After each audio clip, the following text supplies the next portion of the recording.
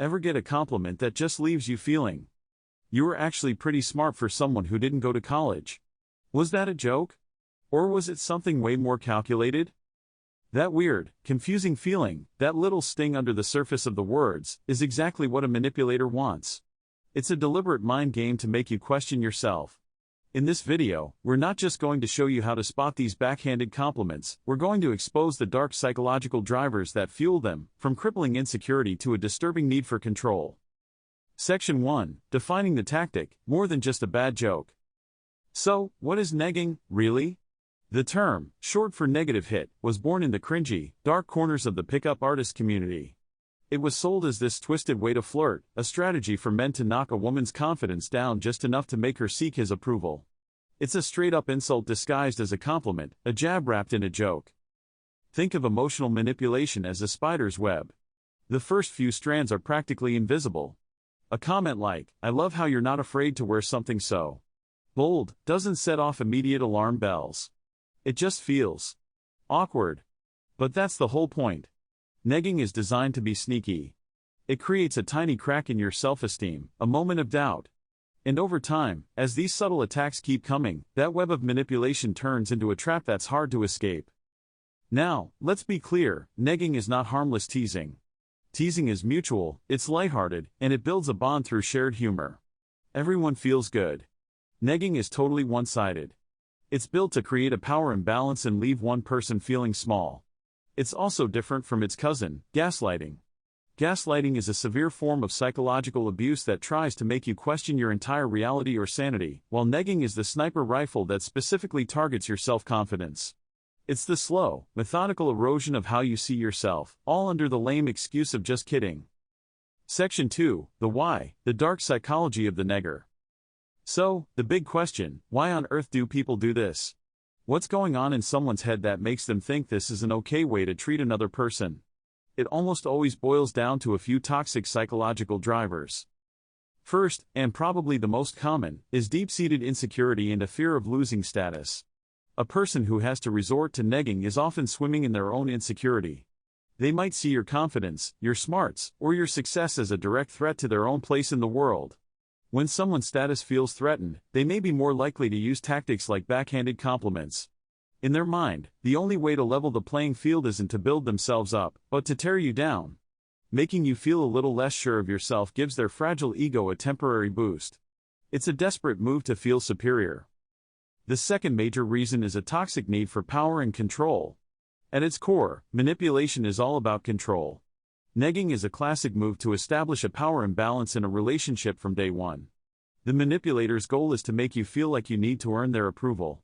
When they hit you with a line like, "Wow, I'm surprised you did so well on that project, good for you," they're setting themselves up as the judge of your worth. You're no longer an equal, you're a subordinate who should be grateful for their validation. This makes you more compliant and easier to control. And the third, most disturbing reason, is the presence of pathological personality traits. Negging is a hallmark behavior for people with what psychologists call the dark triad of personality traits: narcissism, Machiavellianism, and psychopathy. People high in these traits often lack empathy, see others as objects for their own gain, and feel entitled to manipulate everyone around them. A narcissist, for example, can't stand seeing someone else shine. They'll use negging to subtly dim your light so theirs seems brighter. For them, it's not just a tactic, it's how they operate in a world where they must always be on top. If any of this is starting to sound painfully familiar, do yourself a favor and hit that subscribe button. We unpack the psychology of relationships and manipulation every single week, so you can protect your peace and build healthier connections. And I want to hear from you. Share the wildest neg you've ever gotten in the comments. You'll be shocked at how many people have a story just like yours. Section 3, the impact, how negging erodes your reality. The damage from negging isn't a single, dramatic explosion. It's more like death by 1,000 cuts. Constant exposure to these sneaky insults can have a massive and lasting impact on your well-being. First, it leads to a serious erosion of your self-esteem. After hearing so many veiled criticisms, you start to internalize them. You might begin to second-guess your outfits, your opinions, your intelligence. That confident person you were starts to fade away, replaced by someone who's constantly looking for validation from the very person who's tearing them down. This is the manipulator's main objective, to make you believe you're less than so you'll never find the confidence to walk away. This, in turn, causes huge emotional distress. Being on the receiving end of negging is just plain confusing. You feel constantly on edge, trying to figure out if a comment was a compliment or an insult. This can lead to persistent anxiety and the feeling of walking on eggshells. Long-term emotional abuse can even lead to higher rates of depression and chronic stress. Your nervous system is basically stuck in high alert, waiting for the next hit. Finally, it triggers unhealthy behavioral changes. Over time, victims of negging often start changing who they are just to avoid the next jab. You might stop talking about your achievements to avoid being put down, or change how you dress to fit what the manipulator says is acceptable. This creates a toxic cycle of dependence. You change to win their approval, which only reinforces their control, pulling you deeper and deeper into that spider's web. Section 4. How to spot it, your manipulation detector. Recognizing negging is the first and most powerful step to shutting it down. Your gut feeling is your best friend here. If a comment makes you feel belittled, confused, or just bad about yourself, listen to that feeling. Here are the most common forms negging takes. The backhanded compliment. This is the classic. "I'm so impressed you managed to pull that off by yourself." Or "You look great for your age." The praise is immediately wiped out by an insinuation that you're usually incompetent or over the hill. The insult disguised as constructive feedback, a favorite of manipulators who want to look like they're just trying to help. "I'm only saying this because I care, but that dress isn't very flattering." It's not feedback, it's a put-down meant to make you feel insecure. Unfavorable comparisons. The negger will constantly compare you to other people, an ex, a friend, a sibling, to make you feel like you don't measure up. "My ex was an amazing cook, but it's cute that you try." Ridiculing your interests. They might make fun of your hobbies, your taste in music, or the books you love, painting them as childish or lame. "It's so adorable that you have that little hobby." This is all about making you feel ashamed of the things that bring you joy. Dismissing your feelings. If you dare to call them out, get ready for the classic response: "You're being too sensitive," or "You're overanalyzing things." This is them negging your actual emotional response, making you doubt if you even have a right to be upset. Section 5. How to respond, reclaiming your power. Once you spot a neg, you get to decide how to respond. The goal isn't to win some pointless argument, but to protect your self-worth and make it clear that you are not available for manipulation. First, you can name the behavior calmly and directly. You don't have to get aggressive. A simple, curious question can shut it down. If they say, "You're surprisingly articulate," you can look them in the eye and ask, "What do you mean by surprisingly?" Or, you can just state the facts. "That sounded like a backhanded compliment." This yanks the shady subtext out into the open and forces them to answer for their words. Second, you have to set firm boundaries.